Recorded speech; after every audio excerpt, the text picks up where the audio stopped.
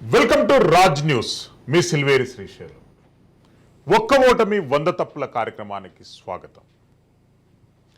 రైతులు కూలీలుగా మారారు, కూలీలు బిచ్చగాళ్ళుగా మారారు. ఇది ఎక్కడో కాదు.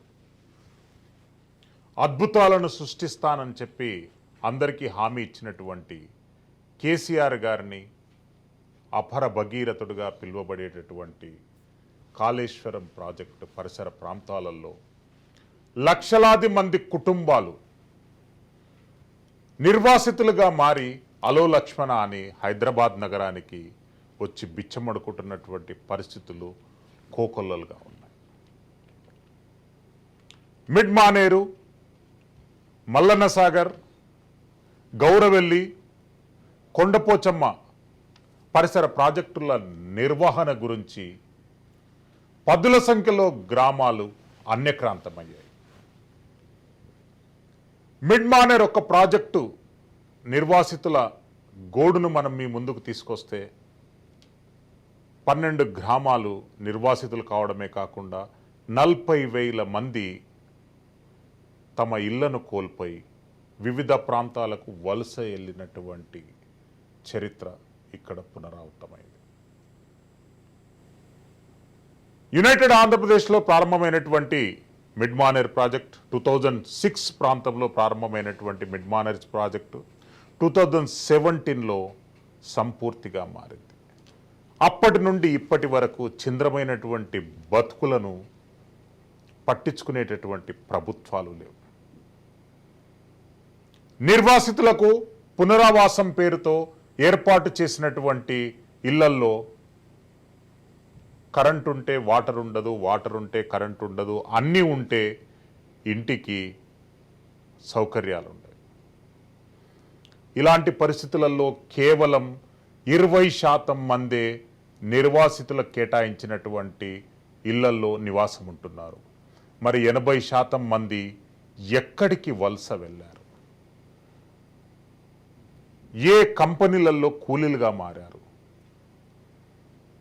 కోనసీమ జిల్లాలను తలపించేదంగా ఉన్నటువంటి రైతు సంపద ఎక్కడికి వెళ్ళింది అనేటటువంటి ప్రశ్న ప్రతి ఒక్కరిని వేధిస్తుంది. ఈరోజు రాజ్ న్యూస్ ఒక్క ఓటమి 100 తప్పుల కార్యక్రమంలో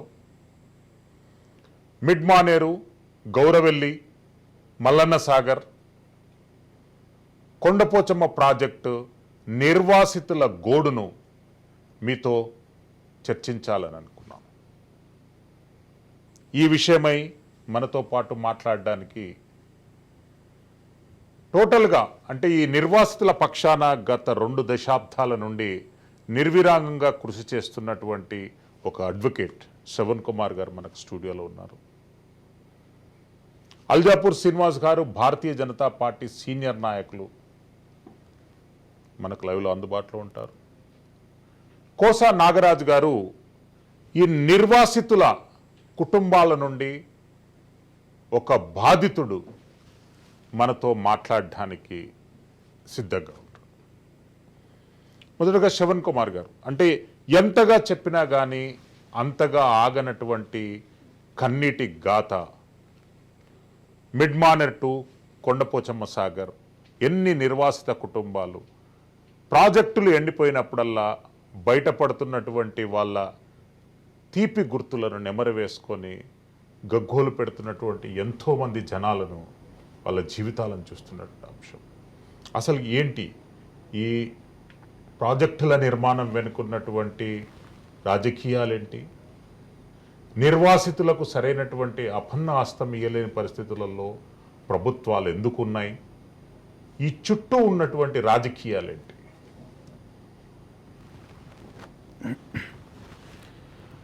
రాజ్ న్యూస్ ప్రేక్షకులకి అందరికీ నమస్కారం. ఉమ్మడి ఆంధ్రప్రదేశ్ నుండి రాష్ట్రము విడిపోయే టైంలో ప్రతి ఒక్కరికి ఉన్న కళ, ఎస్పెషల్లీ రైతులు, నిరుద్యోగులు, వీళ్ళు ఎక్కువగా కన్న కళ ఏంటంటే అప్పుడు మన ఉద్యోగాలు ఆంధ్ర వాళ్ళు ఎత్తుకపోతూ ఉన్నారు, లేకపోతే మన నీళ్ళు అనేవి కూడా ఆంధ్ర వాళ్ళకి ఎక్కువ వెళ్ళిపోతూ ఉన్నాయి, మన షేర్ సరిగా రావట్లేదు, క్లుప్తంగా ఒక లేమ్యాన్కి కూడా అర్థమయ్యే భాషలో చెప్పాలంటే, ఒక మామూలు మనిషికి కూడా అర్థమయ్యే భాషలో చెప్పాలంటే, నాకు సంబంధించిన ఉద్యోగం వాడు ఎత్తుకుపోతా ఉన్నాడు, నాకు సంబంధించిన నీళ్లు వాడు ఎత్తుకుపోతా ఉన్నాడు అనే ఒక చిన్న స్లోగన్ మీద మొదలైన ఉద్యమము. ఒకటే చిన్న డిఫరెన్స్ ఏంటంటే, రాష్ట్రం విడిపోక ముందు, రాష్ట్రం విడిపోయిన తర్వాత అనే రెండే తీసుకుందాము. పెద్దగా ఏదో అర్థం కాని భాషలో చెప్పే అవసరం లేదు. రాష్ట్రం విడిపోక ముందు ఒక రైతు కన్నీరు పెట్టిండంటే ఒక అర్థం, ఒక నిరుద్యోగి కన్నీరు పెట్టిండంటే ఒక అర్థం. దానికోసమే సుదీర్ఘమైన ఉద్యమం చేసుకున్నాం. టెక్నికల్గా మన వాళ్ళు చాలా చెప్తారు, నిధులు నియామకాలు అవి ఇవి అని చెప్పి. చిన్నగా చెప్పాలంటే ఒక రైతు నిరుద్యోగి ఎట్లా అనుకున్నారు, నాది నాకు వస్తుంది రాష్ట్రం ఏర్పడ్డ తర్వాత అని కుద్దుగా అనుకున్న మాట, తెలంగాణ భాషలో చెప్పాలని కుద్దుగా అనుకున్న మాట నాది నాకు అనే బేసిస్ మీద ఫామ్ అయిన తెలంగాణ.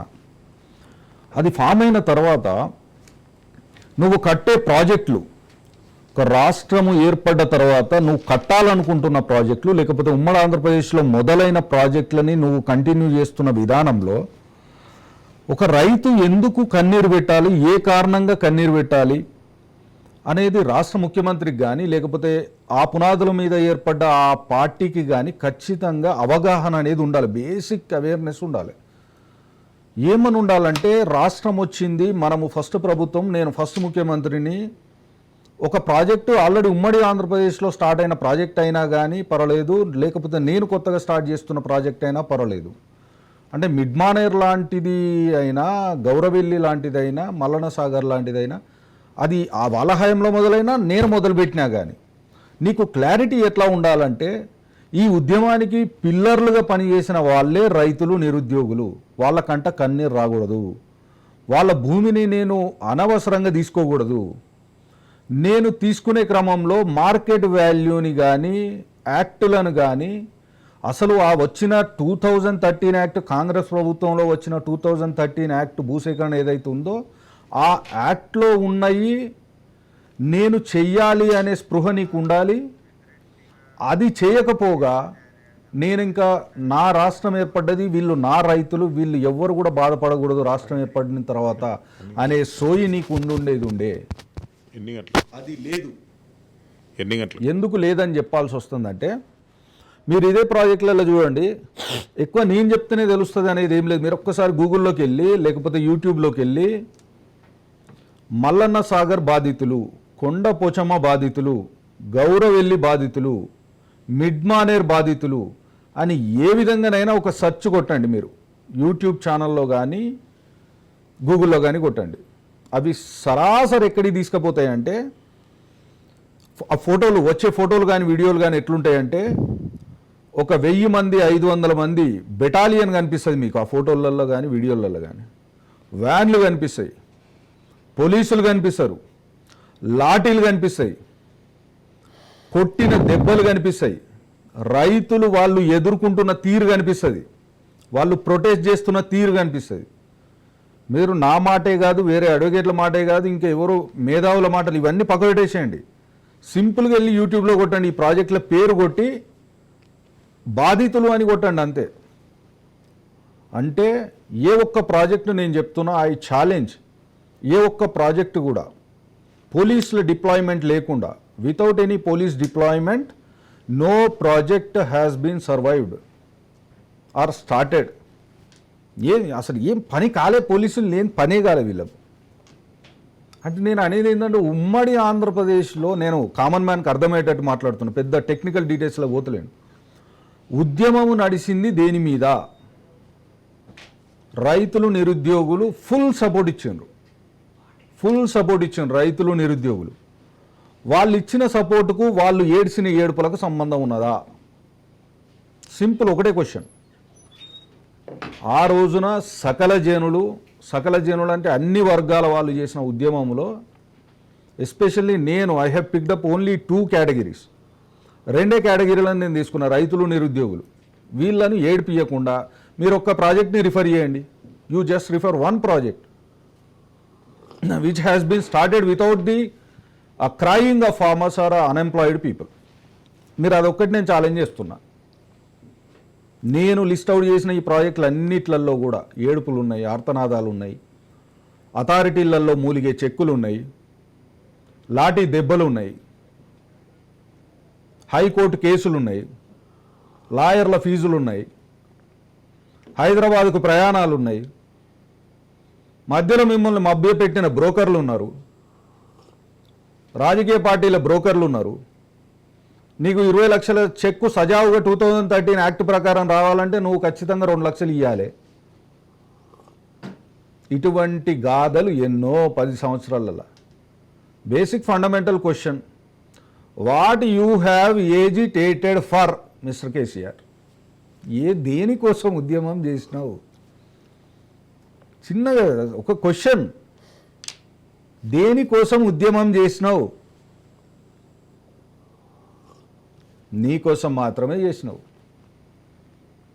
నేను ఇప్పటికీ చెప్తున్నా కదా, ఒక్కసారి పిలుపు ఇచ్చి జమ చేస్తే వేల మంది రైతులు చెక్కులు వాళ్ళకి రావాల్సినంత పరిహారం రాక, అసలే పరిహారం రాని వాళ్ళు కొంతమంది, పరిహారం సగం వచ్చిన వాళ్ళు కొంతమంది. మీ బాబుకు సంబంధించిన నియోజకవర్గంలో సిరిసిల్లలో మీరు తీసుకోండి, ఎగ్జాక్ట్ మిడ్ మానేరు అనేది చెప్పాలంటే కాళేశ్వరము మిడ్ మానేరు అనేవి మనకు ఊత పదాలు అయిపోయినాయి. మిడ్ మానేరు అనేది కొన్ని లక్షల సార్లు మనం వినున్నాం ఈ 10 సంవత్సరాల్లో. అదే మిడ్ మానేరు ప్రాజెక్టులో ఎగ్జాక్ట్ ఆ గేట్ల దగ్గరనే మీరు పరిహారాలు ఇవ్వాల్సింది ఒక ఊరు మిగిలిపోయింది. అని గుర్తు చేయాలా? కంది కట్కూరు అనే ఊరు, ఒక ఊరు మొత్తానికి పరిహారాలు ఎగ్గొట్టారు. ఆ పోయిన కలెక్టర్ అయితే 2 టర్ములు దేవుడు ఆయన, అది ఎవనికినాడు అసలు. అక్కడికి వచ్చిపోయిన 1-2 ఎస్పీలు కూడా ఇష్టం ఉన్నట్టు సాగుకొట్టారు మనుషులను. ఆ కోలా హరీష్ అని చెప్పి ఆయనను కూడా ఎప్పటికీ మీడియా వాళ్ళు కూడా పిలుస్తూ ఉంటారు. సిరిసిల్ల మిడ్ మానేర్ గేట్ల దగ్గరదే చెప్తున్నా, ఎవరైనా ఈజీగా ఐడెంటిఫై చేసే ఒక మార్క్. ఎస్, శ్రవణ్ కుమార్ గారు మళ్ళీ వస్తాను. మనతో పాటు మాట్లాడడానికి సీనియర్ బీజేపీ నాయకులు అల్జాపూర్ శ్రీనివాస్ గారు. ప్రాజెక్టుల పేరుతోని ఎంతో హడావుడి చేసినటువంటి బీఆర్ఎస్ పార్టీ, కానీ బేసిక్గా అక్కడ ఉన్నటువంటి రైతులను మోసం చేసింది, రైతుల సంక్షేమాన్ని పట్టించుకోలేదు, వాళ్లకు పునరావాసం గురించి ఒక్క ఆలోచన కూడా చేయలేదు. భారతీయ జనతా పార్టీకి ఎట్లా స్పందిస్తారు? నమస్కారం అందరికి, మీకు కో ప్యానలిస్ట్ వీక్షకులందరూ. నిజంగా చాలా దురదృష్టం. రాజకీయ నాయకులందరూ కూడాను తమ స్వార్థం కోసం ఓటు పొందని కోసం ఈ యొక్క నానా యాగాలు చేస్తాం. అందులో భాగమే ఇవాళ మిడ్ మ్యానర్ కావచ్చు, లేదంటే మల్లన్న సాగర్ కావచ్చు, లేకపోతే కాళేశ్వరం కావచ్చు, అన్ని కావచ్చు, ఏదైనా కావచ్చు. వందల వేల కుటుంబాలన్నీ కూడా ప్రభుత్వ పరంగా చేపట్టినటువంటి యొక్క పబ్లిక్ ఇంట్రెస్ట్ ఇష్యూస్ ప్రోగ్రామ్స్ అన్ని కూడాను దానికి బలైక్యంలో రైతులు అయితే ఉన్నారు. రైల్వే లైన్ల కోసం కావచ్చు, లేకుంటే రోడ్ల కోసం కావచ్చు, లేకుంటే ఈ యొక్క ప్రాజెక్ట్ గురించి కావచ్చు. చట్టం 2013 ప్రకారంగా, ఆ చట్టం ప్రకారంగా ఫస్ట్ R&R రిహాబిలిటేషన్ రీసెటిల్మెంట్ మొత్తంగా కూడా వాళ్ళకు డబ్బులు అందాలి, రీహాబిలిటేషన్ కావాలి, సెటిల్మెంట్ జరగాలి, దాని తర్వాత వర్క్ చాలు చేయాలి. ఒకనొక సందర్భంలో మల్లన్న సాగర్ లో అనేక రిట్లు పడ్డాయి. పని ఆపండి అని చెప్పేసి కలెక్టర్ కు నోటీస్ పంపడం జరిగింది గౌరవ హైకోర్టు ద్వారా. దాని తర్వాత కొన్ని రోజులు ఆగింది, కొంత పేమెంట్ చేసినట్టు నాటకం అంటారు. దాని తర్వాత కేవలం డబ్బులు ఇచ్చేస్తారు కాదు కదా, వారి యొక్క విలువైన జీవితంలో నమ్ముకుని బతికేదే భూముల మీదనే ఆ యొక్క రైతుల యొక్క జీవితం అంతా కూడా కుటుంబాలు. అంత ప్రేమించి కష్టపడి పండించేటువంటి ఒక రైతుకు ఈ రకంగా అగాధంలోకి నెట్టేవాడి ప్రభుత్వం యొక్క నిర్లక్ష్యం కారణంగా డబ్బులు అందకుండా, రీసెటిల్మెంట్ కాకుండా, వారికి ఉపాధి లేకుండా, అవి లేవు. తర్వాత నెక్స్ట్ రైతులకు కూడా ఏమందకుండా, దాని యొక్క బెనిఫిషియరీస్ కూడా అటువంటి పని జరగకుండా ఎంత నిర్లక్ష్యం, ఎంత బాధ్యత రాహిత్యమో ప్రభుత్వంది మనం చూస్తా ఉన్నాం. ఇది పూర్తిగా ఖండించదగ్గ విషయం. రైతుల పట్ల శాపంగా గత ప్రభుత్వం, అంతకుముందు ప్రభుత్వం, ఏదేమైనా కానీ ఇది రైతుల పట్ల శాపంగా మారింది. ఇప్పటికన్నా ప్రభుత్వం, ఈ యొక్క రాష్ట్ర ప్రభుత్వం దీన్ని సీరియస్ గా ఆలోచించాల్సిన అవసరం ఉంది. స్టడీ చేయడానికి ఒక కమిటీ వేయండి. ఎంతమంది రియల్ బాధితులు ఉన్నారు, ఎంతమంది ఇంకా రోడ్ల మీద పస్తుండే పరిస్థితి ఉన్నది, అటు భూమి లేక, అటు కొనుక్కోలేక, డబ్బులు అందక, ఉపాధి లేక, వ్యవసాయం లేక, కూలీలుగా మారదామని కూలీలుగా పనిచేసే పరిస్థితి. మా ప్రాంతం అంతా కూడా కరీంనగర్ కావచ్చు, నిజామాబాద్ కావచ్చు, వ్యవసాయాన్ని నమ్ముకున్నటువంటి ఒక రైతులు వ్యవసాయంలో మరి ఇబ్బందుల కారణంగా కూలీలుగా మారుతారు. కూలీలు కూడా సరిగ్గా దొరకకుండా గల్ఫ్ బాట పట్టేటువంటి ఒక వేలాది మంది రైతులు కూలీలుగా పోయేటువంటి పరిస్థితి. అయినా వారి యొక్క బతుకులేం మారతలేవు, బతుకులో మార్పేం రావట్లేదు. ఇది నైతిక బాధ్యత సర్కారుది. కేవలం రోజువారీగా సర్కారు నాయకులంతా కూడా రోజు ఏం మాట్లాడితే ఇవాళ పేపర్ కవర్ అవుతుంది, ఏం మాట్లాడితే టీవీలో బయట వస్తుంది, ఏ ప్రోగ్రామ్ పోతే 10 మందికి భాషణ ఇచ్చే విషయంలో శ్రద్ధ చూపే దానికన్నా long pending issues many families are being suffered by government of Telangana, లేకుండా అవిభక్త ఆంధ్రప్రదేశ్ కావచ్చు.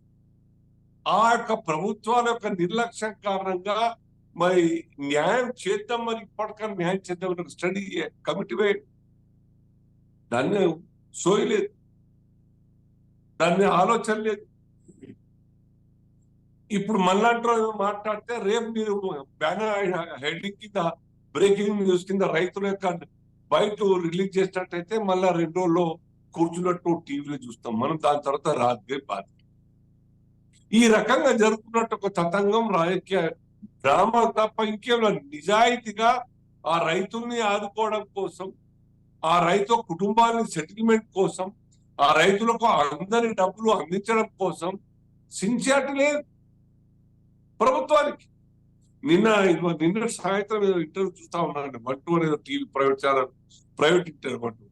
నేను ఇప్పటిదాకా ఎలక్షన్ బిజీలో ఉన్నా, ఆ పనులు ఉన్నా, ఇప్పుడు నేను మా సర్కారు యొక్క మంత్రులు అడ్మినిస్ట్రేషన్ దృష్టి పెడతామని చెప్పి 4 months 10-12 days 15 days అడ్మిట్ చేస్తారు వారు. నేను దృష్టి పెట్టలేదు అని చెప్పేసి వారి మంత్రులందరూ కూడా ఈ పవర్ కోసమే, పార్టీ ఎక్స్పాన్షన్ కోసమే, రోజువారీగా ప్రచారం కోసమే తప్ప వారు టైంని దుర్వినియోగం చేస్తే తప్ప వారు ప్రజల కోసం చేసింది లేదని వారు ఇండైరెక్ట్ గా ఒప్పుకున్నట్టుగా నేను నిన్న టీవీలో చూడడం జరిగింది. ఇది సర్కార్ యొక్క పరిస్థితి. ఎట్లా మారుతాయండి? ఒక్క విషయం శ్రీశైలంగా, ఒక్క కుటుంబంలో ఆర్థికంగా దెబ్బతింటే ఆ కుటుంబంలో కేవలం ఆ కుటుంబం యొక్క తల్లి తండ్రి మాత్రమే దెబ్బతిన్నారు. ఆ తరం మొత్తం రాబోయే తరం కూడా దెబ్బతింటుంది. మళ్ళా 25 సార్లు కావాలి, 20 సంవత్సరాలు. ఆయనకి ఎడ్యుకేషన్ దెబ్బతింటుంది, మంచి ఎడ్యుకేషన్ ఇవ్వలేని పరిస్థితి, ఇప్పించే పరిస్థితి, ఆర్థికంగా స్తోమత కారణంగా చదువు మానే డ్రాప్ అవుట్ అయ్యే పరిస్థితి ఉంటుంది. మళ్ళా 20 సంవత్సరాల తర్వాత వాళ్ళు కూలీనాలు పనిచేసుకొని బతికి పిల్లలు కని మంచిగా చదివాలని లక్ష్యంతో ఉంటే మళ్ళా ఆ పిల్లలు రానికి 25 సార్లు కావాలి. ఎంత ఘోరమైనటువంటి పరిస్థితి వాళ్ళు ఫేస్ చేస్తున్నారో మనం అర్థం చేసుకోవాలి. ఇప్పుడు చూస్తే ఆర్థిక పరిస్థితి బాగాలేదు. సర్కార్ స్కీములు మాత్రం ఇస్తారు, లోన్లు తీసుకోవడానికి ఇప్పటికే 16-20 వేల కోట్ల రూపాయలు లోన్ తీసుకున్నారు. ఏం చేస్తున్నారు? అందరూ ఏదైనా అడ్డం చేస్తున్నా? వారు సర్కారు నడపడానికి మాత్రమే, దైనందిన ఖర్చుల కోసమే, శాలరీస్ కోసమే, లేదా ఆన్గోయింగ్ స్కీమ్ల కోసం, లేదా ఇంట్రడ్యూస్ చేసేటువంటి స్కీమ్ల కోసము డైరెక్ట్ బెనిఫిషియర్స్ పేరు మీద వాళ్ళకి ఇవ్వడానికి ఉత్సాహం చూస్తుంది తప్ప పర్మనెంట్ గా ఆ కుటుంబాన్ని ఆదుకోవాలి, ఈ యొక్క రాష్ట్రంలో ఉన్నటువంటి ఒక పేదరిక నిర్మూలన కోసం పర్మనెంట్ సొల్యూషన్ చూడాలి, ప్రజలకు డబ్బుతోని ప్రజల కోసం ఖర్చు పెట్టాలన్న ఆలోచన సోయి మాత్రం ఈ యొక్క సర్కారు లేదు. ఇది తీరని అన్యాయం. వెంటనే ఒక కమిటీ వేసి ప్రజల ముందర పెట్టండి. ఆ కమిటీ రిపోర్ట్ అర్థమైతే ఎందుకోసం వాళ్ళు త్యాగం చేయాలి, ఎందుకోసం ఇవ్వాలి. చట్టం ఇయ్యక తప్పదు. పబ్లిక్ ఇంట్రెస్ట్ లో నెసెసిటీ యాక్టివిటీస్ కోసం, ప్రోగ్రామ్ కోసం ఇవ్వాల్సిందే. రోడ్లకైనా, ఎయిర్వేస్ కైనా, రైల్వేస్ కైనా, వీటి కోసం, ప్రాజెక్టుల కోసం ఇవ్వకుండా నడదా చట్టం ఉన్నది. మరి దాన్ని అడ్వాంటేజ్ తీసుకొని వాళ్ళ రోడ్డు మీద తీసుకొస్తే ఇది అన్యాయం కాదా, ద్రోహం కాదా, నమ్మక ద్రోహం కాదా? చట్టం అమలు చేయమని చెప్తున్నాం కదా, వేరే ఎక్స్ట్రా బెనిఫిట్ ఏమని చెప్తారే. Whatever law says you avoid by the law, implement చేయండి అంతే. ఎస్, అల్జాపూర్ శ్రీనివాస్ గారు మళ్ళీ వస్తారు. శ్రవణ్ కుమార్ గారు, నిర్వాసితులు కోల్పోయింది ఆస్తులు తమ ఇండ్లే కాదు, తమ గుర్తింపు, తమ సంస్కృతి, తమ బతుకు తెరువులు. దానికి భరోసా ఇవ్వలేని ప్రభుత్వాలు ఎందుకు ప్రాజెక్టులు నిర్మిస్తున్నాయి? ఇప్పుడు వాళ్ళు చేసిన తప్పు బీఆర్ఎస్ గవర్నమెంట్లో ప్రతి ఒక్కరు మాట్లాడుతూ ఉన్నారు. వాళ్ళు ఏం తప్పులు చేసిండ్రు, రైతులు ఎట్లా నష్టపోయిండ్రు అనేది మాట్లాడుతూ ఉన్నారు. మీరు మొత్తంగా చూస్తే కూడా మేధావులైనా ఇప్పుడు వచ్చిన ప్రభుత్వమైనా లేకపోతే ప్రతిపక్షాలైనా ఎప్పుడు మాట్లాడేది ఒకటే మాట ఏంటంటే estimation of Kaleshwaram project over the time it has been excess. ఏదో 30,000 కోట్లు 20,000 కోట్లు అని చెప్పి మొదలు చెప్పిండ్రు, దాని తర్వాత దాన్ని 50,000 కోట్లు అన్నారు, దాని తర్వాత 1,00,000 కోట్లు అన్నారు అని చెప్పి ఎప్పుడు ఎస్టిమేషన్ మీదనే మాట్లాడతారు అందరు. మరి ఆ కాళేశ్వరం ప్రాజెక్ట్ సంబంధించిన అయినా మొత్తం టోటల్గా ఈ ఎస్టిమేషన్ పక్క పెడితే అసలు ఆ ప్రాజెక్ట్ నిర్మించిన తర్వాత ఎంతమంది రైతులు దాని ద్వారా విక్టిమ్స్ అయ్యిండ్రు, ఎంతమంది భూములు ఇండ్లు కోల్పోయినరు, అసలు వాళ్ళ పరిస్థితి ఏంది? బీఆర్ఎస్ గవర్నమెంట్కి సంబంధించిన ఆ లోపాలు మొత్తం 10 సంవత్సరాలు అన్నీ మాట్లాడుకున్న తర్వాత ఈ కాంగ్రెస్ కానీ వేరే ఇతర ఏ పార్టీలైనా కానీ ఎన్నికలు ఎదుర్కొనే ముందు ప్రతి ఊర్లలో మండలాలకు పోయి సభలు పెట్టిండ్రు, ప్రజల దగ్గరికి పోయిండ్రు, ఇదే విషయాలని చెప్పిండ్రు. కానీ ఇప్పుడు వచ్చిన ప్రభుత్వం అయినా ఆ పోటీపడ్డ బీజేపీ అయినా ఎక్కడ కూడా మేనిఫెస్టోలో ఇప్పుడు మీరు కాళేశ్వరము ఈ ప్రాజెక్టుల గురించి తీసినప్పుడల్లా వెంటనే గుర్తుకొచ్చేది, అందరు మాట్లాడేది ఆ ఎక్సెస్ అమౌంట్ ఎందుకు వచ్చింది, ఆ ఎస్టిమేషన్ అనేది ఎందుకు ఇంక్రీజ్ అయింది. కేసీఆర్ ఇది అనుకున్నాడు ఫిగర్, సమ్ ఎక్స్ అనుకున్నాడు ఫిగర్, అది వై 9 డిపిఆర్లు ఇదే మాట మాట్లాడతారు. కానీ మీరు మేనిఫెస్టో రూపొందించేటప్పుడు కానీ ప్రజలలో తిరిగేటప్పుడు కానీ మీ స్పృహలో లేని ఒకటే విషయం ఏంటంటే ఈ అన్ని ప్రాజెక్టుల కింద కొన్ని వేల మంది రైతుల భూములు పోయినాయి, వాళ్ళ ఈ వేల చెక్కులు అథారిటీలలో కానీ కలెక్టర్ల దగ్గర కానీ పెండింగ్లో పడి ఉన్నాయి, వాళ్ళకు సగం పరిహారాలు వచ్చిన వాళ్ళు కూడా వేల మంది అట్లనే పడి ఉన్నారు. మన ప్రభుత్వం రాగానే ఆ ఉన్న ప్రాజెక్టులు ఏవైతే కట్టబడ్డ ప్రాజెక్టులు ఏవైతే ఉన్నాయో అది మీకు తెలుసు మాకు తెలుసు, అది నోన్ ఫ్యాక్ట్. ఉన్న ప్రాజెక్టును మొత్తం కూలగొట్టలేము, లేకపోతే దాన్ని రివర్స్ తీసుకుపోలేము. ఈ ఒక స్పృహ జ్ఞానం అనేది వీళ్ళకి లేకుండా పోయింది. ఎందుకు ఈ ప్రాజెక్ట్ కట్టబడ్డదంటే సరే ఎస్టిమేషన్ ఈజ్ ఆ నోన్ టాపిక్ టు ఎవ్రీవన్, అందరికీ తెలుసు అది. అది కాకుండా విక్టిమ్స్ అయిన రైతులు ఎవరున్నారు, విక్టిమ్స్ అయిన మనుషులు ఎవరున్నారు, వాళ్ళ కుటుంబాలు ఎట్లా ఉన్నారు, ఉన్నారా, చచ్చిపోయినరా, లేకపోతే ఎక్కడైనా పోయి బాధితులుగా బతుకుతున్నారా, వాళ్ళ పరిహారాల చెక్ ఎక్కడ ఉన్నది, ఆ రైతులు ఆ కోల్పోయిన రైతులు నువ్వు ప్రభుత్వంగా ఒక పాలసీ కింద తీసుకొని నువ్వు ఒక ప్రాజెక్టు ప్రజలకు కావాలని నువ్వు కట్టినప్పుడు దాని బాధితులైన రైతులను ఆదుకోవాల్సిన బాధ్యత కూడా నీదే కదా. మరి నీకు నాకు మధ్యలో ఒక కోర్టు అనేది ఎందుకు, కోర్టు అనే మధ్యవర్తి ఎందుకు నీకు నాకు మధ్యలో? టోటల్ రాష్ట్ర ప్రజలకు ఉపయోగపడుతుందని నువ్వు పెట్టిన ప్రపోజల్కి నేను భూమి ఇచ్చిన. Being a farmer I have cooperated for your policy. మీరు ప్రపోజ్ చేసిన పాలసీకి నా భూమిని నేను ఇచ్చిన, నా ఇంటిని నేను ఇచ్చిన. నువ్వు తీసుకునేటప్పుడు తీసుకున్నావు, కానీ ఎక్సెస్ కంపెన్సేషన్ కావాలన్నా నా చెక్కు కలెక్టర్ దగ్గరనో అథారిటీలో పడి ఉన్నా నేను మాత్రం కోర్టుకు పోవాలి. ఇది ఎక్కడ న్యాయం సార్? ఎక్కడ న్యాయం సార్ ఇది? నేను కొద్దిగా డైరెక్ట్ ఏం అర్థం కాని మనిషికి కూడా అర్థమయ్యే విధంగా మాట్లాడుతున్నా, ఏం టెక్నికల్ మాట్లాడుతున్నాను దీనిలో. ఒక్కటే ముచ్చట, నీకు నాకు మధ్యలో కోర్టు ఎందుకు? నువ్వు ఉద్యమం చేయమంటే నేను నిలబడ్డా, నువ్వు సకలజనుల సమ్మంటే నేను నిలబడ్డా. మీరు కోదండరామ్ గారు లాంటి వాళ్ళని మధ్యవర్తిగా పెట్టి జేఏసీ రూపొందించి మిలియన్ మార్చులు సమ్మెలు అంటే కూడా నేను పని వదులుకొని నిలబడ్డా. నేను నిలబడ్డందుకు నాకు ప్రతిఫలం కదా రైతుగా. నా భూమి పోతుంది, నా భూమి పోతుంది. కంపెన్సేషన్ కావాలంటే కోర్టుకో, ఎందుకంటే కోర్టు నుంచి కొట్లాడాలి. కానీ నువ్వు మాత్రం అడ్డుకోవు. అయ్యా కోర్టుకి ఎందుకు, నేను పిలిపించిన ఉద్యమానికి నువ్వు కూడా బాస్టర్గా నిలబడ్డావు, నువ్వు కూడా ఒక పిల్లర్ అయినావు, మిలియన్ మార్చ్కి వచ్చినావు, సకల జనుల సమ్మెకు వచ్చినావు, అన్నిటికి వచ్చినావు. ఓ రైతు నీకోసం నేను నిలబడతా, నువ్వు కోర్టుకు పోకు అనే దమ్ము నీకుందా? లేదు. అయిపోయింది. నువ్వు 10 సంవత్సరాలు తిన్నావా తినలేదా దేవునికి ఎరక, నువ్వు వెళ్ళిపోయినావు. ఇప్పుడు వీళ్ళు వచ్చిర్రు మేనిఫెస్టోలో పెట్టలే. వీళ్ళు కనీసం మేనిఫెస్టోలో పెట్టాలి కదా. రైతులు వీళ్ళు ప్రాజెక్టుల ద్వారా విక్టిమ్స్ అయినరు, ఇన్ని వేల మంది విక్టిమ్స్ అయినరు. వాళ్ళ చెక్కులు ఇక్కడిక్కడ పడి ఉన్నాయి. ఇన్ని చెక్కులలో ఇంత ఇంట్రెస్టులు రావాలి.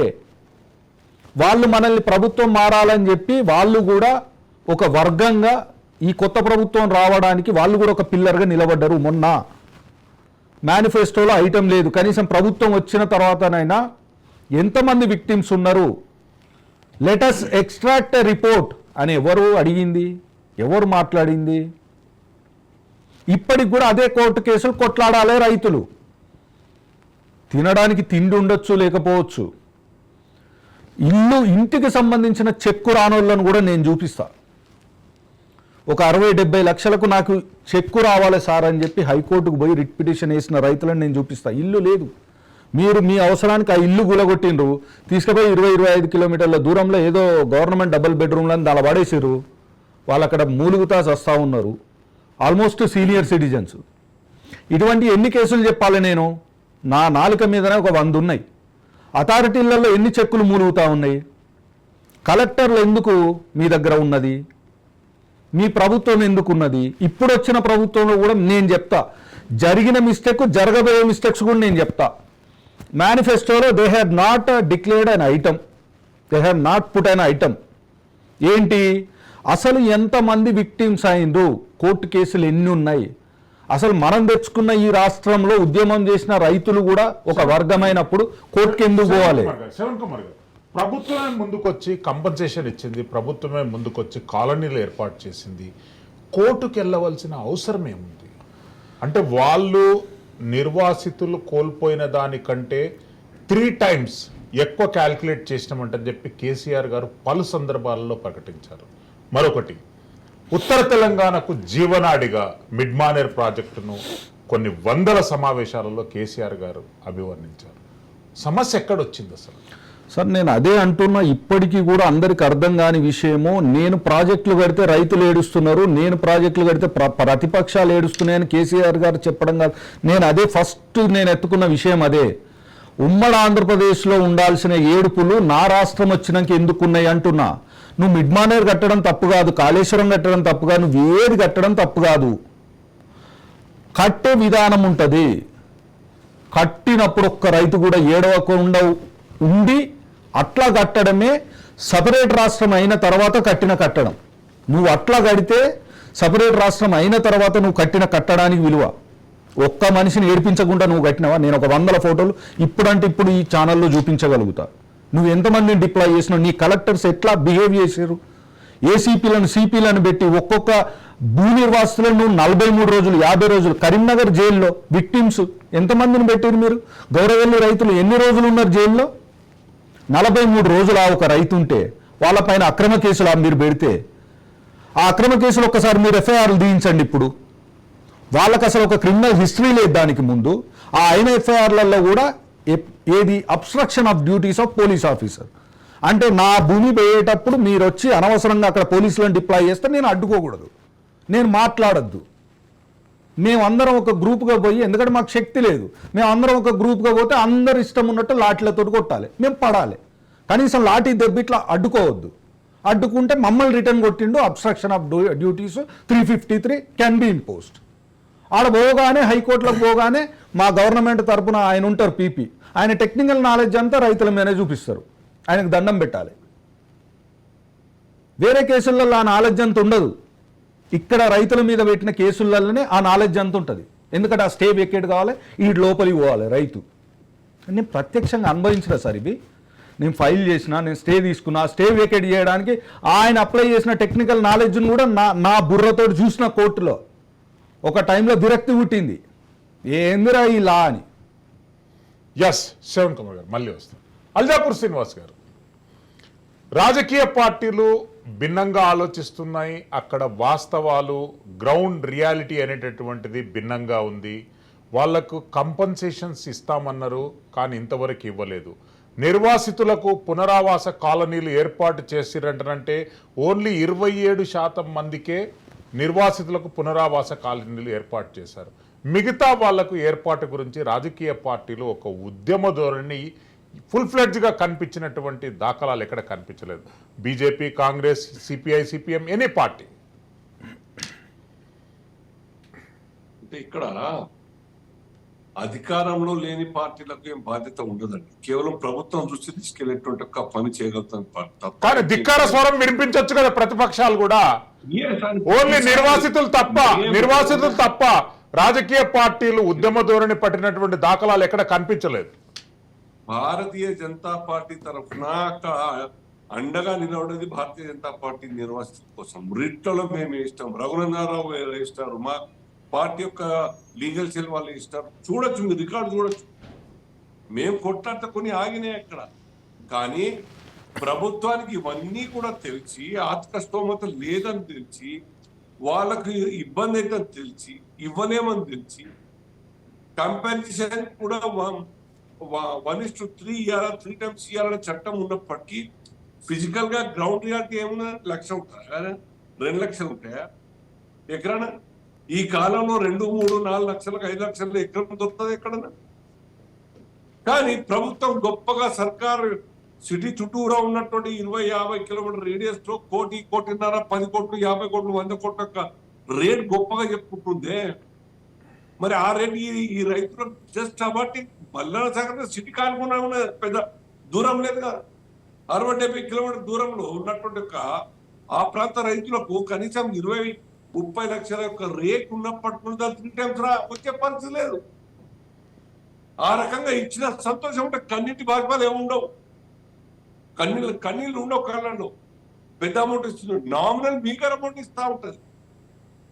దానికి ఒక సిస్టమ్ 3 ఏళ్ల కింద నుంచి రిజిస్ట్రేషన్, స్టాంప్ డ్యూటీ ఆ స్థాయిలో కట్టి ఉంటే ఆ దానికి 3 times ఇస్తాం మేమంట. అప్పుడు ఎవరైనా కానీ మీ రిజిస్టర్ లో కార్డ్ వాల్యూ 1 లక్ష లేదంటే 50,000, 2 లక్షలకు మించి ఉండవు. మీరు అదన సరి చేసి ఉంటే సర్కార్ దానికి 3 times 10 లక్షలు 30 లక్షలు వస్తుండే, 20 లక్షలు 60 లక్షలు వస్తుండే. అది లేదు. ఇవన్నీ కోరిలేట్ ఉంటాయి ఒకదానికొకటి. సర్కార్కు చిత్తశుద్ధి కావాలి. అరే ప్రాజెక్ట్ కడుతున్నాం మనం. సర్కార్ ప్రాజెక్ట్ ద్వారా 1000 మంది కుటుంబాలకు, 1000 ఎకరాలకు, లక్షల ఎకరాలకు నీటి పారుదల అవుతుంది. దాని తర్వాత పంట పెరుగుతుంది. దాని తర్వాత ఆర్థికంగా బలోపేతం అవుతాం. వీళ్ళ త్యాగం కారణంగా విషయం తెలిసి కూడాను వాళ్ళ మీద బలి, వాళ్ళ మీద గురి, దేనికి కూడా సపోర్ట్ కట్టిన పరిస్థితి లేదు సర్కార్. జైల్లో ఇప్పటికి మరి శ్రవణ్ గారు చెప్పినట్టు దే ఆర్ మెనీ కేసెస్. ఎప్పుడైనా కానీ ఆ రైతులతో ఆ క్రిమినల్ కేసులు ఫేస్ చేస్తున్నటువంటి వాళ్ళందరినీ కూడా ఒక క్రిమినల్ గానే, బ్రీచ్ ఆఫ్ లా కానీ చూస్తున్నాం తప్ప పర్సనల్ గా మానవీయ కూలంలో ఈ కేసులు వద్దు మేము విత్డ్రా చేసుకుంటున్న విషయం నా ఇద్దరు ఆ సర్కార్ చేయలేదు, నా ఈ సర్కార్ ఇప్పటికీ దృష్టి పెట్టే పాపాన్ని. మీ తాకతే లేకుంటే, మీలో సెటిల్మెంట్ చెయ్యాలా, ఈ కుటుంబాన్ని ఆదుకోవాలి అనే ఒక ఆలోచన లేనప్పుడు ఆ ప్రాజెక్ట్ టచ్ చేయదండి. ఏ క్వశ్చన్ టచ్ చేయదు, అన్యాయం జరుగుతుంది.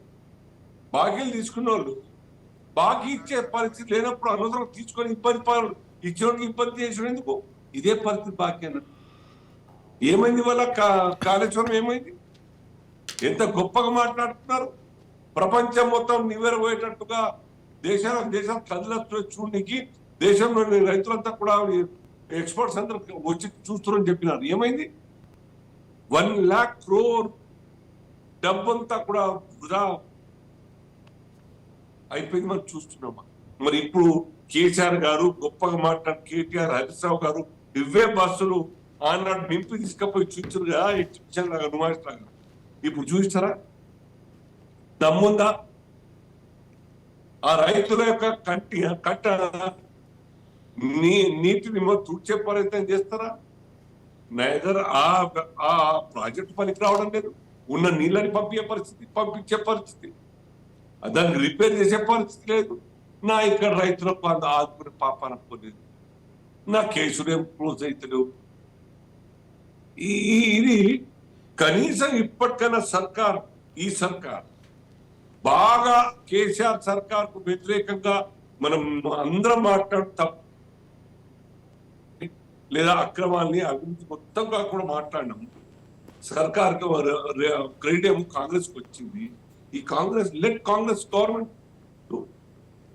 ఎందుకు మాట్లాడతలేదు? అరే వాళ్ళ నిజంగా కూడా న్యాయంగా అందాల్సినటువంటి యొక్క సపోర్ట్ అది కూడా చేయకుంటే ఇంకెప్పుడు చేస్తారు? ఇప్పుడు ఏం చేస్తారు? ఏం మీ నైతికత ఏముంటుంది? ఇది చాలా ఇంపార్టెంట్. కాబట్టి ఇప్పటికైనా కానీ నేను చెప్తున్నాను, ఆ డీటెయిల్స్ అన్ని కూడా release white paper on those projects అన్ని కూడా. కానీ సర్కార్ ఇప్పుడు కాంగ్రెస్ పార్టీ ఏం చేస్తుంది? కేసీఆర్ అండ్ కంపెనీని టార్గెట్ చేస్తూ పెండింగ్ పెడుతూ పదే చూయించి దాని ద్వారా మళ్ళీ అడ్వాంటేజ్ పొందాలనే ప్రయత్నం చేస్తా ఉన్నారు. అరే భయ్ అయిందగా అయింది, వాళ్ళది యాక్షన్ తీసుకోండి. మీరు కమిటీ వేసినారు, రిటర్న్ జడ్జి కమిటీ వేసినారు, ఆ ఎంక్వైరీ కోసం మీరు అంతా స్పీడప్ చేసే ప్రయత్నం చేసి what about culprits in this cases? ఇది మోసం.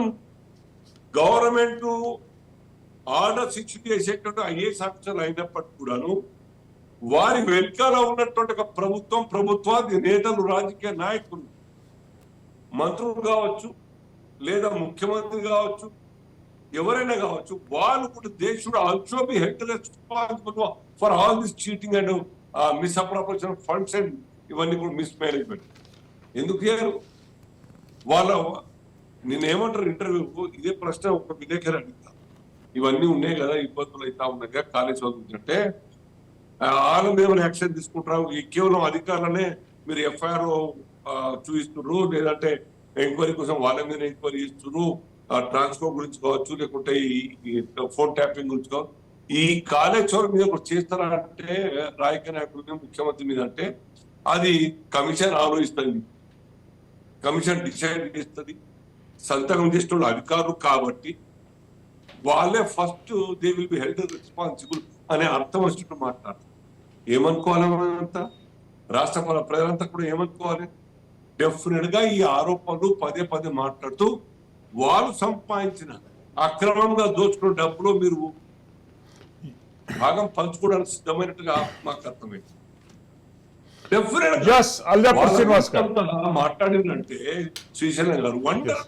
నిన్న జస్ట్ గో త్రూ, మీరు యూట్యూబ్ లో చూడొచ్చు నిన్న ఇంటర్వ్యూ. అల్లపూర్ శ్రీనివాస్ గారు మనతో పాటు మాట్లాడడానికి కోసా నాగరాజు గారు మిడ్ మానేరు నిర్వాసితుల పక్షాన అక్కడ స్వయంగా కూడా ఆయన ఒక బాధితుడు, ఆయనతో మాట్లాడడానికి ప్రయత్నం చేద్దాం. ఓటు నాగరాజు గారు. Hello sir. నాగరాజు గారు నమస్కారం అండి. నమస్తే సార్. నాగరాజు గారు, ఎక్కడ ఏంటి మిడ్ మానేరు నిర్వాసితుల గురించి, మిడ్ మానేరు నిర్వాసితుల సంక్షేమం గురించి గత ప్రభుత్వం ఏం నిర్ణయాలు తీసుకుంది, ఈ ప్రభుత్వం ఏం నిర్ణయాలు తీసుకుంటే బాగుంటుంది? అవును సార్, ఇక్కడ మాకు జరుగుతుంది ఏంటంటే ఇక్కడ మిడ్ మానేర్ జరిగింది సార్. ఇక్కడ శ్రీలాంచ శివార్లో సిరిసిల్ల కేటీఆర్ నియోజకవర్గంలో అప్పుడు మిడ్ మానేర్ నిర్మాణం జరిగింది సార్. దానిలో మేము మూడు సార్లు భూమి కోల్పోయాం సార్. ఇప్పుడు అప్పటి వరకు మిడ్ మానేర్ కి మరియు కెనాల్ కి, ఈ కెనాల్ కు సంబంధించి మేము 3 సార్లు భూమిని కోల్పోయాం సార్. అంటే ఇప్పుడు ఏం డిమాండ్ చేస్తున్నారు ప్రభుత్వాన్ని? అయితే మాకు కావాల్సింది ఏంటంటే ఈ భూములు అనవసరంగా లాక్కుంటున్నారు సార్. మాకు లాక్కున్నారా? Already లాక్కుంటున్నారు sir. ఇప్పటి వరకు అయితే లాక్కుంటున్నారు. 4వ సారి అయితే మేము హైకోర్టు ద్వారా అప్రోచ్ అయ్యాం సార్. అంటే మీకు ప్రభుత్వం పరిహారం ఇస్తా అన్నప్పుడు మరి మీరు వదిలేయొచ్చు కదా, ఎందుకంటారంటే అదొక మంచి పనికే వాళ్ళు చేస్తున్నారు కదా, ప్రభుత్వం పరిహారం ఇస్తున్నప్పుడు మీకు ఏంటి ఆబ్జెక్షన్? ప్రభుత్వ పర్యాయం అనేది ఎంత సార్, చాలా తక్కువ ఇస్తున్నారు సార్ ఇప్పుడున్న ప్రకారం. అయితే మనకు అప్పుడు ఉన్న ముఖ్యమంత్రి గారు కేసీఆర్ గారు చెప్పిన ప్రకారం ఎక్కడైతే భూమి ఉన్నదో 30 లక్షలు, ఇప్పుడు 30 లక్షలు ఎకరాన 30 లక్షలు ఉన్నదని చెప్పారు. కానీ మాకు ఇచ్చేది ఏంటంటే 6 లక్షలు 7 లక్షలు లాస్ట్ 9 లక్షలు సార్. ఇక్కడ జరుగుతున్నది ఒక్కో ఏరియాలో ఒక్కో విధంగా జరుగుతున్నది సార్. మరి మీ ఉపాధి పోయింది కదా, ఉపాధి పోయిన దానికి కంపెన్సేషన్ ఎవరు ఇస్తున్నారు, ఎంత ఇస్తున్నారు? ఇప్పటి వరకు అయితే ఎవరు ఇవ్వలేదు సార్ మాకు కంపెన్సేషన్ అనేది. అంటే ఇప్పుడు కుల వృత్తులు నష్టపోయినాయి, కుమ్మరోనికి కుండ దూరం అయింది, మంగళోడికి కత్తెర దూరం అయింది, సాకలోడికి చాకి రేవు దూరం అయింది, మరి వాళ్ళందరూ ఎట్లా బతుకుతున్నారు ఇప్పుడు? ఎక్కడ సార్ ఎవరికి అందట్లేదు సార్, అది పర్యాయం అనేది ఎవరికి అందలేదు ఇప్పటి వరకు అయితే. అంటే పోనండి, ఇప్పుడు భూమి ఉన్నటువంటి రైతులకు ప్రభుత్వం కంపెన్సేషన్ ఇస్తుంటది, కుల వృత్తుల మీద ఆధారపడ్డ పరిస్థితి ఎట్లా ఉంది? చాలా దీనంగా ఉన్నది సార్. ఇప్పుడైతే కులవృత్తులు అనేది లేకుండా పోయింది సార్. ఇప్పుడు పరిస్థితి ఉన్న ప్రకారం అయితే కులవృత్తులు అనేది లేకుండా పోయింది సార్. వ్యవసాయ భూములన్నీ మొత్తం ఈ కాలువలకు డ్యాములకు మొత్తం పోయేసరికి ఏమైతుందంటే కులవృత్తులు అనేది లేకుండా పోయింది సార్ ఇక్కడ. ఎస్ నాగరాజు గారు, మళ్ళీ వస్తాను మీ దగ్గరికి. శ్రవణ్ కుమార్ గారు, నేను గత 3 సంవత్సరాల క్రితం వరదవెల్లి కుదురుపాక 2 గ్రామాలు, అంటే వరదలు తగ్గి ముంపు ప్రాంతం తగ్గి కొన్ని గ్రామాలు బయటికి కనిపిస్తున్నాయంటనంటే క్యూరియాసిటీగా నేను వెళ్ళి విజిట్ చేయడం జరిగింది. వరదవెల్లి నరసింహస్వామి దేవాలయంలో నరసింహస్వామి విగ్రహాన్ని కూడా నేను మొక్కుకోవడం జరిగింది. అప్పుడు పరిసర ప్రాంతాలలో ఏ ఒక్క కుటుంబం కూడా ప్రాజెక్టుకు తమ భూములను ఇవ్వడానికి సిద్ధంగా లేరు. లోయర్ మానేరు, అప్పర్ మానేరులను వదిలిపెట్టి ప్రభుత్వం మిడ్ మానేరుపై అత్యధిక ఫోకస్ చేయడానికి గల కారణాలేంటి? టెక్నికల్ రీజన్స్ ఏంటి, రాజకీయ కారణాలేంటి, సోషియో ఎకనామికల్ కారణాలేంటి? వీళ్ళ కుటుంబము మీరు ఒకసారి గమనిస్తే ఆ లైన్లో వీళ్ళు ఎన్నుకున్న నియోజకవర్గాలు అనేవి, అది అక్కడ చేసే ప్రతి పని చరిత్రలో నిలవాలి. ఇంకా అది నువ్వు వాళ్ళని ఊళ్ళనే ఖాళీ చేపిస్తావా, లేకపోతే ఊళ్ళు మొత్తం తీసుకుంటావా అనేది తర్వాత విషయం. అంటే ఎవరు కొద్దిగా క్లారిటీగా చెప్పండి. ఇప్పుడు వీళ్ళు ఉన్నారు కదా, సిరిసిల్ల కేటీఆర్ గారు, కేసీఆర్ అంటే వాళ్ళు లైన్ గా కాన్స్టిట్యున్సీలు ఎందుకు ఎంచుకున్నారు? ఇప్పుడు మీకు అక్కడ వాళ్ళ గ్రామాలు, వాళ్ళు చిన్నప్పుడు తిరిగిన ఆ బంధువుల మధ్య ఎక్కడెక్కడైతే మన వాళ్ళు ఉన్నారు, మన సొంత గ్రామాలు ఉన్నాయి అనేది వాళ్ళు చూసుకొని సెలెక్టివ్గా వెళ్ళినా అది ఎవరికి చిన్న పిల్లగాళ్ళకైనా అర్థమైపోతుంది. వాళ్ళు ఎన్నుకున్న నియోజకవర్గాలు అనేవి వాళ్ళు చిన్నప్పుడు అమ్మమ్మ నానమ్మకు సంబంధించిన గ్రామాలు, మన బంధువులు ఉన్న గ్రామాలన్నీ ఎన్నుకున్నారు. ఆ ఎన్నుకున్న క్రమంలో వాళ్ళ ప్రాజెక్టుల డిజైన్ తీరు కూడా అట్లనే తీసుకున్నారు, వాళ్ళ అలైన్మెంట్ కూడా. ఆ అలైన్మెంట్ వీళ్ళు అక్కడ ఎమ్మెల్యేలుగా ఉండడమే వాళ్ళకు కొంతవరకు శాపం అయిపోయింది. లాభం ఏం జరిగిందనేది పక్కకు పెడితే ఇప్పుడు గ్రామాలని ఒకేసారి తీసుకెళ్ళి, మీరు కొదురుపాక అన్నారు కాబట్టి నేను చెప్తున్నా, కొదురుపాక గ్రామము ఖాళీ చేయించితే, కొదురుపాక కేటీఆర్ గారి అమ్మమ్మ వాళ్ళ ఊరు, ఆ కొదురుపాక గ్రామాన్ని మొత్తం అటు సైడ్ నుంచి ఖాళీ చేయించి ఇటు సైడ్ తీసుకొచ్చాను, రోడ్డుకి యువతల సైడు. మీరు ఇప్పుడెప్పుడన్నా ఒకసారి కొదురుపాక గ్రామంలో ఇంకా ఎన్ని పరిహారాలు రావాలని ఒక్కసారి అడగండి. వందల మంది ఇదే కేటీఆర్ గారి అమ్మమ్మ వాళ్ళ ఊరు కొదురుపాకలో 100 మంది ఇప్పటికీ కూడా పరిహారం రావాలి. అంటే ఎటువంటి పరిహారము? అక్కడ ఆ విలేజ్ని మొత్తం ఖాళీ చేసే క్రమంలో వాళ్ళ ఇల్లులు. మీరు చెప్పినటువంటి ఇన్విటేషన్ నేను యాక్సెప్ట్ చేస్తున్నాను. మా లైవ్ కెమెరా టీంతోని అతి త్వరలో కుదురుపాక విలేజ్లో మనం ఒక చిన్న షో కండక్ట్ చేద్దాం అక్కడ కుదురుపాక. ఎందుకంటే కేటీఆర్ గారు అమ్మమ్మ ఊరు, వేరే వాళ్ళకు కంపెన్సేషన్ ఇచ్చాము, దేశాన్ని ఉద్ధరించాము, రాష్ట్రాన్ని ఉద్ధరించాము అని చెప్తున్నటువంటి కేటీఆర్ గారి సొంతంగా ఉన్నటువంటి వాళ్లకు కంపెన్సేషన్ చేయడంలో ఎందుకు ఫెయిల్ అయ్యారు? మీ ఆహ్వానాన్ని నేను స్వీకరిస్తున్నాను. అందే ఇంకా లోతుగా వెళ్తే అదే గ్రామంలో రావాల్సిన పరిహారాలు కూడా ఎటువంటివో కూడా మీకు నేను చెప్తా. ది కంపెన్సేషనల్ బిహేవియర్ కూడా నేను చెప్తా. ఆ గ్రామంలో ఉన్న ఇల్లు ఏదైతే ఉందో, it is called as a structure. ఎప్పుడైతే కంపెన్సేషన్ తీసుకుంటామో మనం ఆ స్ట్రక్చర్ అని అంటాము. ఆ స్ట్రక్చర్కి సంబంధించిన కంపెన్సేషన్ ఇంతవరకు కూడా రాని వాళ్ళు 2009-10 నుంచి మొదలు పెడితే ఇంతవరకు కూడా రాని వాళ్ళు వాళ్ళ ఇంట్రెస్ట్తో సహా క్యాలిక్యులేటెడ్గా ఆ చెక్స్, అంటే కేసులు ఎట్లా ఉంటాయి, సపోజ్ ఇప్పుడు 2024 అంటే 2015లోనో 16లోనో వాళ్ళకు ప్రిన్సిపల్ అమౌంట్ ఇస్తా అని చెప్పి కలెక్టర్ ఒక ప్రపోజల్ పంపిస్తాడు, త్రూ ఆర్డీఓ ఒక ప్రపోజల్ పంపిస్తాడు. పంపిస్తే వీళ్ళు ఏం చేస్తారు, సార్ అట్లెట్లు ఉంటుంది సార్, 2013 యాక్ట్లో ప్రతి ఇయర్కు 15% ఇంట్రెస్ట్ యాడ్ చేయమని రాసి ఉన్నది కదా, మాకు ప్రిన్సిపల్ అమౌంట్ ఇస్తే ఎట్లా సార్, మా బతుకులు ఎట్లా సార్, మేము ఒక ఇల్లు కట్టుకోవాలంటే కూడా ఆ రోజు ఉన్న రేట్లు ఈ రోజు లేవు, రోడ్డు పక్కకు అదే కుదురుపాకలో ఒక చిన్న ఇల్లు కట్టుకోవాలంటే ఇప్పుడు లక్షల రూపాయలు భూమికి ఉన్నది, లక్షల రూపాయలు ఆ ఏదైతే దానికి ఇల్లు కట్టుకోవాల్సిన సామాగ్రి ఏదైతే ఉన్నదో వాటి ధరలు పెరిగిపోయి ఉన్నాయి మార్కెట్లో, మాకు ఎట్లా సరిపోతాయి సార్ అని వాళ్ళు క్వశ్చన్ వేస్తే ఇది మేజర్ ఇష్యూ సార్. కలెక్టర్లు ఆర్డీఓల ద్వారా ప్రిన్సిపల్ అమౌంట్ని మాత్రమే ప్రపోజ్ చేసి ఫార్మర్స్కి ఇవ్వాలని చూసిన కేసులు 100లో ఉన్నాయి. వాళ్ళందరూ కూడా రిఫ్యూజ్ చేసుకున్నారు. సార్ ఇంట్రెస్ట్ అమౌంట్ రాకపోతే మేమెట్లా సార్ బతికే. ఇటువంటి కేసులు similar cases are also there in Gouravelli project. వాళ్ళ చెక్కులు ప్రిన్సిపల్ అమౌంట్తో డిక్లేర్ చేసి అథారిటీలలో కలెక్టర్ల దగ్గర పడి ఉన్నాయి సార్. ఇది మేజర్ అలిగేషన్. ఇగో ఇదే కుదురుపాకలో మీరు తీసినారు కాబట్టి చెప్తున్నా.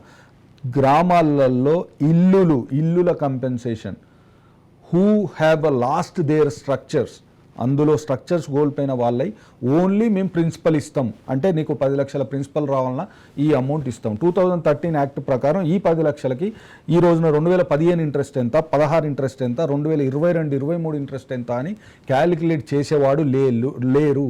వాళ్ళు వచ్చి ఇక్కడ క్యాలిక్యులేట్ చేసుకోవడానికి ఇక్కడ అథారిటీకి వచ్చి కొట్లాడాలి ఇక్కడ. అందుకోసం అని చెప్పి వాళ్ళ దగ్గర సరైన ఇప్పుడు రవాణా ఖర్చులు కూడా కొంతమందికి లేని పరిస్థితి సార్. అక్కడ మీకు పొలాలలో పని చేసుకుంటే బతికేటోళ్ళు ఉంటారు. ఆ పొలాలు ఆల్రెడీ పోయిన వాళ్ళకైతే ఇప్పుడు 1 ఎకరం కూడా లేకుండా మామూలు ఏదైనా వృత్తి చేసుకొని బతికే వాళ్ళు కూడా ఉన్నారు. ఎందుకంటే ఆ మిడ్ మానేర్ కిందనే 5 ఎకరాలు 10 ఎకరాలు కోల్పోయి ఇల్లులు కూడా కోల్పోయి రోడ్డుకి యువతలికి వచ్చి ఒక చిన్నగా ఏదో ఉద్యోగమో ఒక కొట్టో అటువంటి లేకపోతే రోడ్డు పక్కన కూరగాయలు అవి పెట్టుకొని బతికే వాళ్ళు ఉన్నారు. ఇంత దీనస్థితిలో ఉన్నారు ఇప్పటికి కూడా ఆ గ్రామాలలో. ఇదే సార్ ఉదాహరణలు. ఇంకేమున్నది, వీళ్ళు ఈ అలైన్మెంట్లోనే మేము సాధించినామని చెప్పుకుంటారు. ఇంతకుముందు ఫోన్ కాల్లో మాట్లాడిన నాగరాజు వాళ్ళ కేసు అది నేను తీసుకున్నా. వాళ్ళ ఎంత సార్ మొత్తం 66 ఎకరాలు నేను కాపాడినా, ఏది హైకోర్టు నుండి. దాని స్టోరీ చెప్పమంటారు, ఎంత సిల్లీ స్టోరీ అంటే ఆయన ఇంతకుముందు లైవ్ కాల్లో చెప్పిండు 3 సార్లు భూములు కోల్పోయాడు సార్. ఏంటి ఇప్పుడు ఇక్కడ మిడ్ మానేర్ నుంచి there is a project call mid Manair, it is already existing. ఇంకొక ప్రాజెక్ట్ ఇక్కడ ఉంది, it is called as Annapurna. ఈ మిడ్ మానేర్ నుంచి అన్నపూర్ణకు అంటే గౌరవెల్లి వేరు అన్నపూర్ణ వేరండి. ఈ అన్నపూర్ణ అనేది ఈ అలైన్మెంట్లో ఉన్నది. Gouravelli is all together different which is situated at Husnabad. ఇది సిరిసిల్లాలో మీకు డౌన్ ద లైన్ వచ్చే గ్రామాలలో అన్నపూర్ణ అనే దగ్గర కొన్ని గేట్లు ఏర్పాటు చేసినారు. ఈ మిడ్ మానేర్ నుంచి అన్నపూర్ణకి రోజు 1 TMs ఎత్తిపోయాలి, ఇది రిక్వైర్మెంట్. అయితే ఇక్కడ ఈ కాలువలు 2 కాలువలు ఈ 2 కాలువలు నిర్మించడానికి 3 సార్లు భూములు కోల్పోయారు. ఇంతకుముందు ఆయన చెప్పినట్టు, నాగరాజు గారు చెప్పినట్టు. ఈ 3 సార్లు కోల్పోయిన తర్వాత వాళ్ళు ఏదో దానికి సరిపడా ఎంతో కొంత పరిహారం ఇచ్చిండ్రు. సరే మిడ్ మానేర్లో మనం అందరికీ కావాలని చెప్పి కోల్పోయినాం, అయిపోయిందని వాళ్ళ బతుకు వాళ్ళు బతుకుతారు. ఈ వచ్చిన కంపెన్సేషన్ ఎంత తక్కువ వచ్చినా దాన్ని ఏం చేశారు తెలుసా వీళ్ళు, ఈ అలైన్మెంట్ నుంచి దూరంగా అంటే ఆల్మోస్ట్ ఒక 2 నుంచి 3 కిలోమీటర్లు వాళ్ళ గ్రామ శివార్లకు పోయి ఒక 66 ఎకరాలు కొనుక్కున్నారు సార్. ఈ 66 ఎకరాలు ఎట్లా కొనుక్కున్నారంటే ఈ అలైన్మెంట్ రేపు పొద్దున ఫ్యూచర్లో ఇటు జరుగుతుందా జరగదు, వాళ్ళు గవర్నమెంట్ అధికారుల దగ్గర నుంచి కూడా ఖచ్చితమైన ఇన్ఫర్మేషన్ తీసుకొని 2 కిలోమీటర్ల దూరంలో ఈ వచ్చిన డబ్బులతో 66 ఎకరాలు కొనుక్కున్నారు సార్. కొనుక్కుంటే ఇక్కడ కేసు ఏంటంటే government wants to acquire that land also. ఎందుకు, not in the name of ఈ మిడ్మానేరు అన్నపూర్ణ ఈ పేరు మీద కాదు తీసుకునేది. ఇందులో తవ్వుతూ ఉంటే మట్టి వస్తుందట, ఆ మట్టి పోయడానికి ఈ పక్కకున్న ప్లేసులు సరిపోతలేవట. ఈ మట్టి తవ్విన మట్టిని పోయడానికి ఇక్కడ సుభిక్షంగా 3 పంటలు వండే ఈ భూములు 66 ఎకరాలను they wanted to acquire. Silly reason. Court గట్టిగా వేసింది మొట్టికాయలు.